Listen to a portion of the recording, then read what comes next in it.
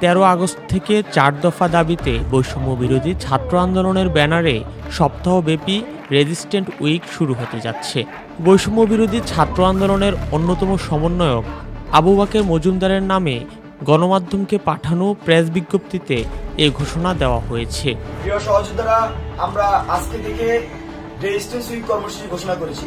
তারই প্রেক্ষিতে আমাদের আজকের কর্মসূচি রোড মার্চ। আমাদের রোড মার্চ হবে যেখানে যেখানে আমাদের ভাইরা শহীদ হয়েছে সেই সকল পয়েন্টে আমরা রোড মার্চ করে যাব, গিয়ে সেখানে নীরবতা পালন করব এবং আমাদের ভাইদের জন্য দোয়া এবং প্রার্থনা করব। 13 আগস্ট বিকাল 3টায় ঢাকা বিশ্ববিদ্যালয় ক্যাম্পাসে টিএসসির রাজু ভাস্কর্যের পাদদেশ থেকে এই কর্মসূচি শুরু হবে বলে জানানো হয়েছে।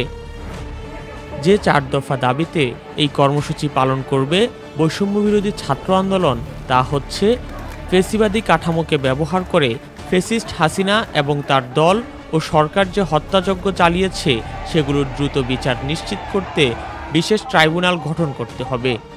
সংখ্যালঘুদের ওপর আওয়ামী লীগ ও এর সহযোগী মহাজোটের শরিক দলগুলোর পরিকল্পিত হত্যা, ডাকাতি ও লুণ্ঠনের মাধ্যমে গণ অভ্যুত্থানকে বিতর্কিত করার প্রচেষ্টায় অংশগ্রহণকারীদের দ্রুত বিচারের আওতায় আনতে হবে এবং সংখ্যালঘুদের ন্যায্য দাবি মেনে নিতে হবে।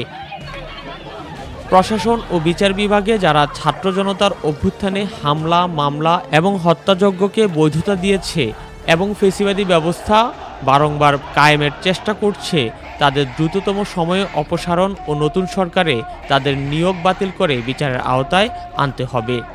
প্রশাসন ও বিচার বিভাগে যারা এতদিন বৈষম্যের শিকার হয়েছে তাদের জন্য দ্রুততম সময়ে সুযোগের সমতা নিশ্চিত করতে হবে।